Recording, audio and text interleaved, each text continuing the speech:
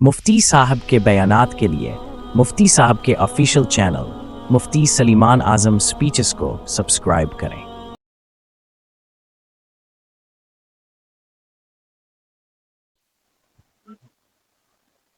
الحمدللہ وکفی والصلاة والسلام علی عباد الذین اصطفی اما بعد۔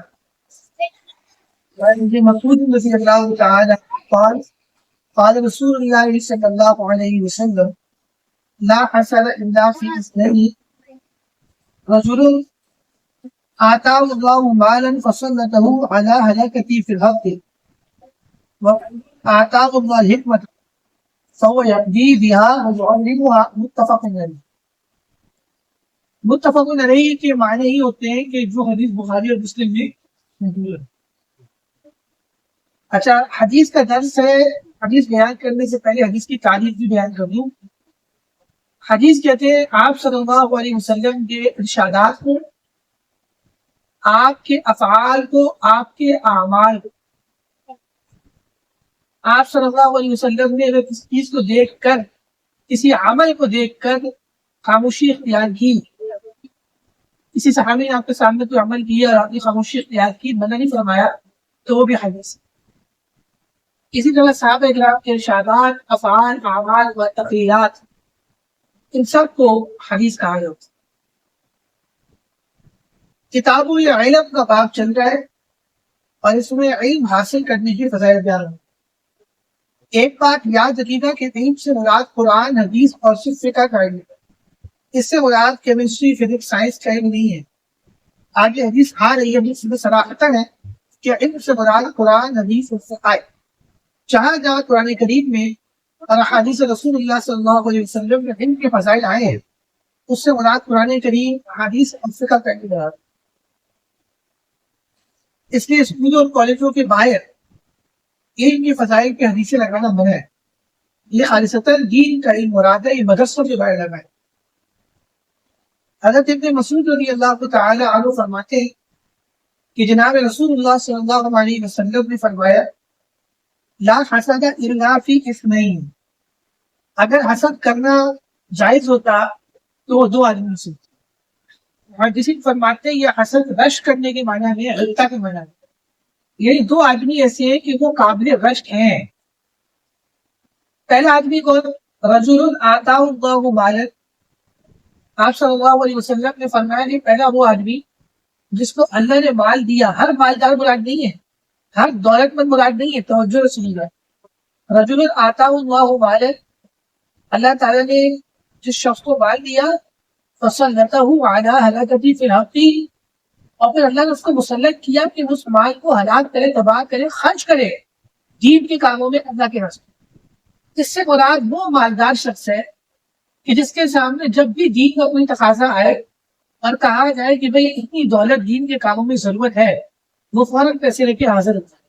وہ یہ نہ کہے کہ جی میں مہینے کا 1 لاکھ دوں گا تو 1 لاکھ ہی دوں، کیونکہ میں نے 1 لاکھ باندھا ہوا ہے۔ نہیں، جب بھی اس کے سامنے دین کا تقاضا ہے وہ کہے اور اس کو پتہ لگے کہ مدرسے کے اندر دین کے کام میں یا کسی ویلفیئر ٹرسٹ میں، ویلفیئر ادارے میں، یا کہیں بھی دین کے اعتبار سے ضرورت ہے، مسجد میں، مدرسے میں، تو وہ کہے، یہ نہ کہے کہ میں نے دے دیا، یعنی میں تجھے رمضان زکات سے تو زکات دوں گا، نہیں، جب بھی تجھے کا تقاضا ہے وہ اپنا مال دے گا، اس کی توفیق بھائی میرے پاس آج دے دیا، کل دوبارہ تقاضا آئے گا کہ مسجد کا مینار بن جائے، مسجد بن رہی ہے، مدرسے کے اندر پیسے چاہیے، طلباء کو پیسوں کی ضرورت ہے، ان کے قیام کے لیے، ان کے طعام کے لیے، کسی بیوہ کو پیسوں کی ضرورت ہے، کسی مسکین کی خرچے کی ضرورت ہے، کفالت کی ضرورت ہے۔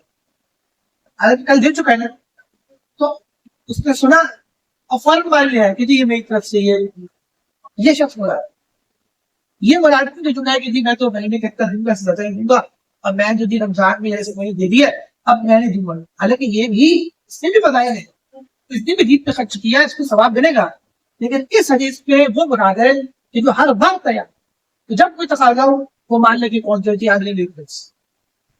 یہ جو توفیق کو دین میں خرچ کرنے والے بہت ہیں، لیکن یہ جو توفیق ہے نا کہ ہر وقت مال لے کے پہنچ جانا، کہ جب دین کا تقاضا ہے یہ مال لے کے پہنچ جائے، یہ توفیق اللہ نے بہت کم لوگوں کو عطا فرمائی۔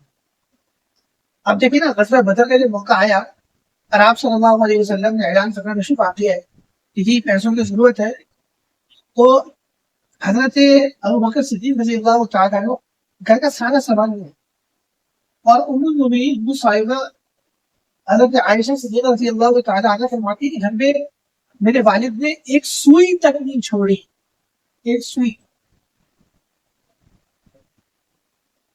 اور حضرت عمر رضی اللہ عنہ کے بارے میں آتا ہے کہ وہ گھر کا آدھا سامان اٹھا کے لے آئے. اب یہ جو واقعات ہیں یہ اسکول کے اندر بھی درس تعاون پڑھتے ہیں اور شروع سے پڑھتے آ گئے، لیکن اسکول سے پڑھنا یا سننا مقصود نہیں ہے، یہ واقعات سن کے ہمیں عمل کرنا ہے کہ بھائی جس طرح صحابہ کرام دین پہ بڑھ چڑھ کے دین تعاون حصہ لیتے تھے، اگر ہمارے محلے میں مسجد بن رہی ہے ان سے کرنا ہے یا کوئی مسجد مدارس ہے، ہم ان پہ جا کے ان دولت دیں. اور اس زمانے میں اور ہر زمانے میں سب سے زیادہ بہترین مسائل ہیں وہ مدارس والے ہیں. کیوں؟ کیونکہ وہاں طلبا صبح سے رات تک پڑھتے، علماء صبح سے رات تک ان کو قرآن کریم احادیث فقہ دین کی تعلیم دیتے ہیں. اس پہ خرچ کرنے کا سب سے بہترین مصرف ہے، بلکہ اللہ تعالیٰ نے اس میں پارے میں سفارش کی ہے کہ جو لوگ دین کے علم دین کی خدمت کے لیے وقف کیا ہوا اپنے آپ کو کہ دین کا علم حاصل کرتے ہیں، پڑھ رہے ہیں، پڑھا رہے ہیں، ان کے اوپر مال خرچ کیا گیا، کیونکہ وہ ساری دنیا کو چھوڑ کر قرآن کریم احادیث رسول اللہ کی تعلیمات کی کیا ہے مصروف.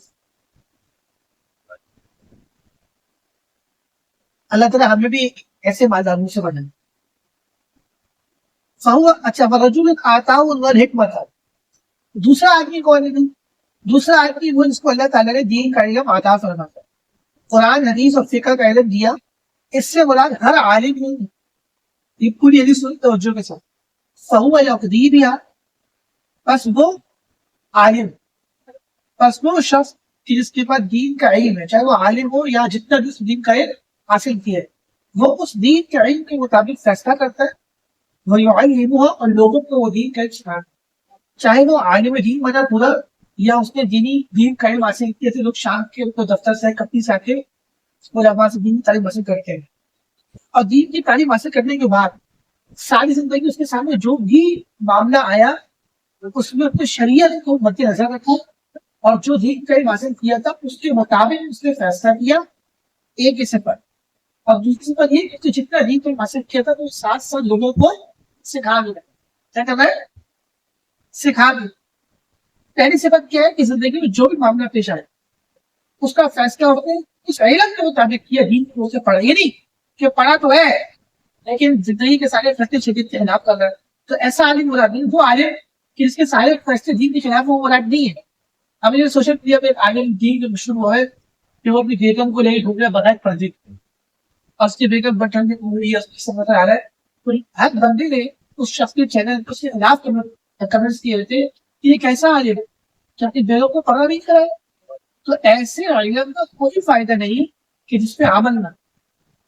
وہ عالم مراد ہے یا وہ جتنا بھی دین کا علم حاصل کیا اس کے مطابق فیصلے کی زندگی، اس کے مطابق آپ نے عمل کیا اور آگے دوسرے مسلمانوں کو وہ علم کیا ہے سکھایا. اللہ تعالیٰ مجھے بھی ایسا عالم بنا رہا جو اپنی زندگی کے سارے فیصلے دین کے مطابق کرو، ساری زندگی دین پڑھائے. وہ عالم نہیں ہے کہ جس نے علم حاصل کیا، مدرسے کی ڈگری لی، اب بعد پڑھانا شروع کیا. بھائی ساری زندگی پڑھانا ہے. صحابہ کرام نے دین کا آپ صلی اللہ علیہ وسلم سے سیکھا، اور ساری زندگی اس علم کو آگے پہنچایا. ہمارے اسلاف نے بزرگان دین علم حاصل کیا اور ساری زندگی سکھاتے رہے.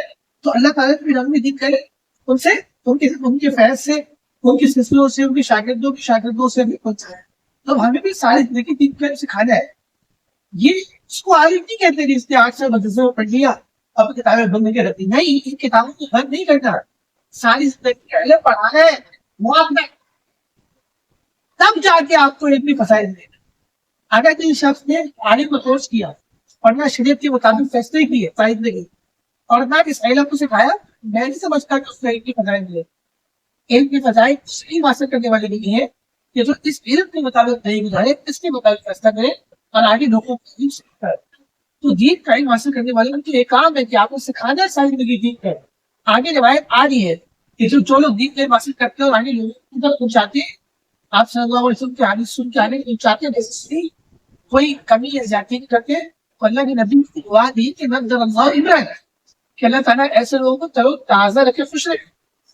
اس لیے علماء اکرام ہے جو دین کے تعلیم میں مصروف رہتے سائز نہیں تو اللہ تعالیٰ کو دین دنیا کی خوشی انجام کے راہ کے انتخاب ہے اللہ تعالیٰ الحمد للہ رب العالمین صلی اللہ علیہ وسلم علی النبی وعلی اللهم انا نجعلك في مسلم بنشويه اللهم صل على سيدنا محمد اللهم